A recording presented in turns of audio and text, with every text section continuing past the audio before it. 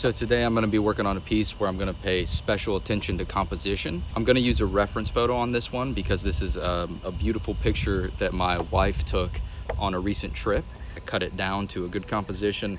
I'm going to change a few things on this to make it even better, but the focus of today is composition.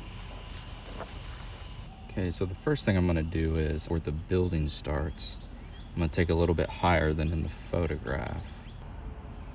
Maybe like right here. Say this is about the point where the road comes into play. Somewhere in here are the steps. There's a car here in the photo, and I haven't decided if I'm gonna keep that in or not. I think I may take it out because I think it may be distracting. But then the lines will go like that. A small wall going this way. All right, so the building starts here. It's gonna come up. Middle of the building is somewhere around here. The reason I think this is a good composition is that there is nothing centered in this, which makes it very interesting and intriguing for your eye to wander. Shadow line comes to about here, and then the ground will be lit from here up. There's a shadow going this way, pushes you towards the focal point. This is a line that pushes you towards the focal point. You've got lines going different directions to make it interesting, pointing into the focal point. The mountain here, another reason this makes for a good composition is that the mountain here in the back, if you squint your eyes, it really is the darkest, one of the darkest darks, other than a couple of the people in the foreground. Something's not working out right. But it's one of the darkest darks in the scene. And why that's good is for the composition is that one of the darkest darks in the scene is up against one of the lightest lights in the scene. So it creates drama and tension, and it makes your eye go straight towards it. Whenever there's a really dark and a really light next to each other, it's drawn to it. That's much better placement of the mountain. I also like how there's a sharp edge right here between sky and mountain, but over here behind it's more hazy, and that'll give a feeling of distance because the cloud is kind of covering the mountain right here, which should be a pretty cool effect. I'm going to simplify the people. I'm not going to get caught up in detail. I'm not going to try to paint every little person, but as perspective goes, there will be, smaller people here, and then I've got people in the foreground right here that are going to be even bigger, and that will also create this feeling of depth. And one big thing I want to change is there's people here in the front. There's a man riding a bike that's getting ready to cross over the road right here. I think this guy's cool, and I think he should be part of the focal point, lines going up to him and then going up to the people, then going back. So it's another way of leading your eye through the painting. I think he's good. I'm gonna leave him where he's at.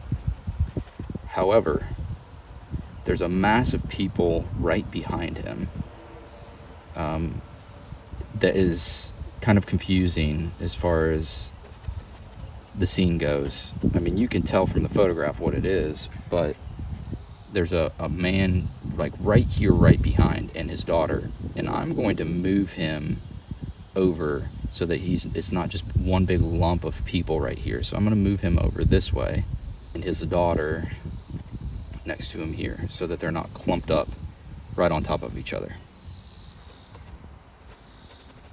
All right. Now the original photograph was not zoomed in like this, so I zoomed in on this part right here.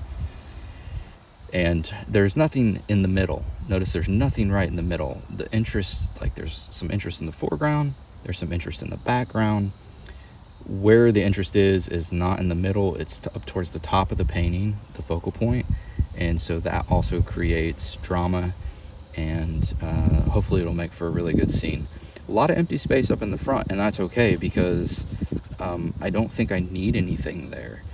We'll see. I may choose to put, if it seems too empty, I may choose to put that car there. Haven't decided yet. Tell me how I did in the comments on this composition. Do you think it works? Would you have done something differently? Let's put some color to it.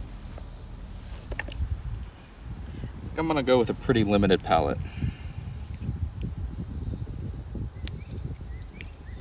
Although one thing I am gonna do is include purple on the palette, which I don't always do. Looking at the scene, it feels a little purpley to me.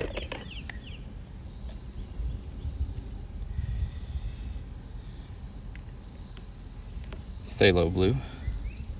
I love phthalo blue. Cobalt blue. I just love blues. But this is a kind of a cool scene, so I think I'm gonna have to use a lot of cool colors, except for in the buildings, in the lighted areas. Then I'll warm it up in those areas. Should I put green on the palette? Sure. I don't usually put orange either, but I might want it. Ooh, that's really blue. It's easy to feel overwhelmed with landscapes. You're starting with endless details. This brush is hard as a rock. But the truth is, composition isn't about, that's not gonna work, copying what's there. It's about choosing what matters. There's a few artists I've been looking at that have really good compositions. Their landscapes are different in mood and style, but they all show us how to design with intention. Okay, I needed to move into the shadow because my camera was overheating and I was overheating, so.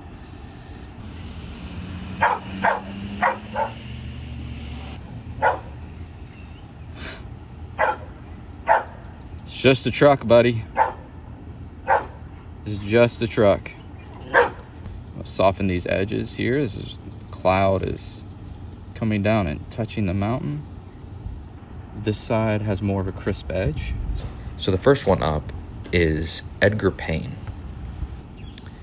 You could call this one the designer. Payne was one of the great outdoor painters of the American West. He approached landscapes like a composer laying out a symphony full of rhythm, movement, and harmony. In his paintings of rugged peaks and lakes, you'll often see repeating diagonal lines and simplified masses. He was a master of using light and shadow to build structure. His compositions don't just sit still, they move. I love his use of color and the massive shapes that he wasn't afraid to use so that you felt like they were engulfing you, like the walls that go all the way up to the top of the painting. It's a very bold move and makes you think that you could almost be standing in the middle of the painting and just viewing the landscape around you.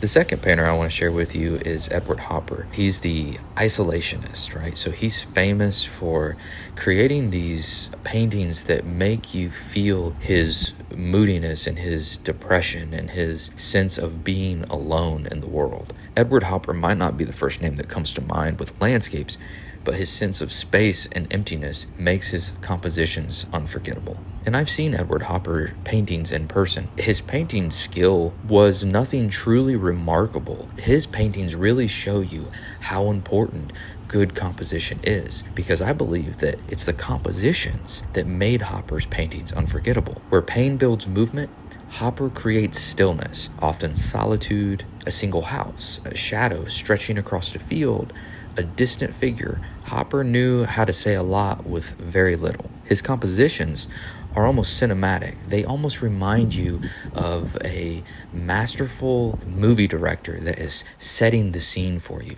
The placement of elements, the amount of space around them, it's all intentional. Every inch of the canvas is part of the feeling. If you want to learn how to use silence and space as design tools, Hopper is the guy.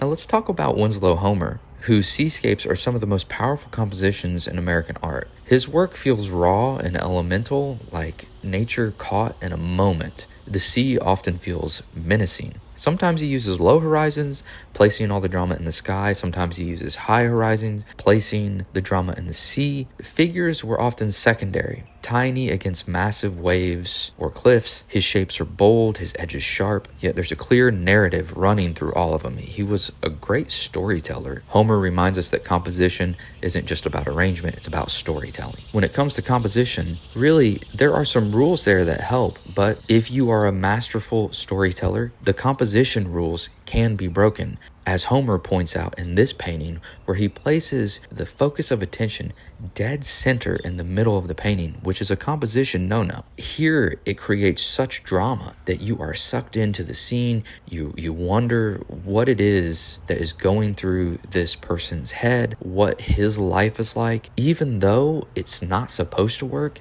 it works very powerfully. Homer understood when to break the rules. He didn't do it all the time, but he did it when it called for it.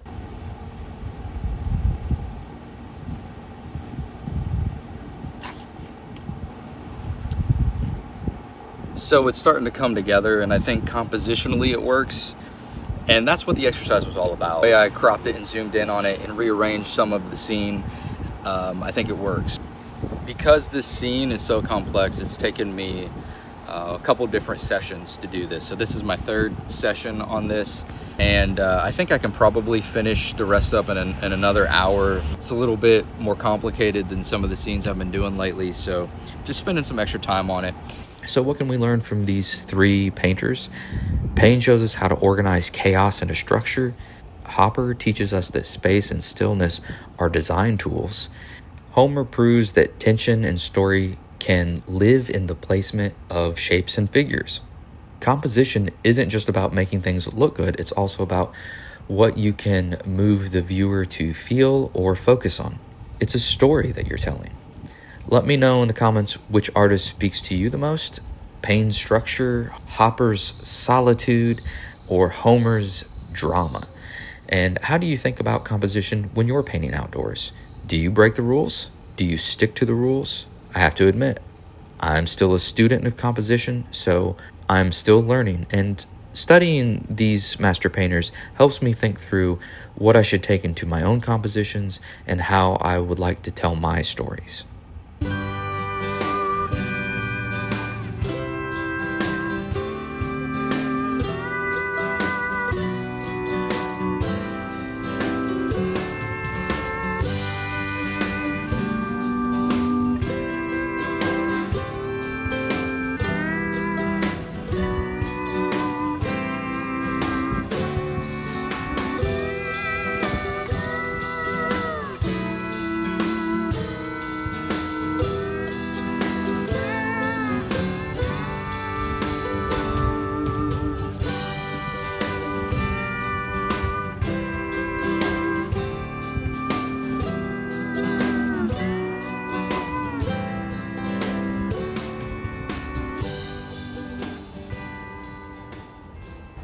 So let me show you what I ended up with.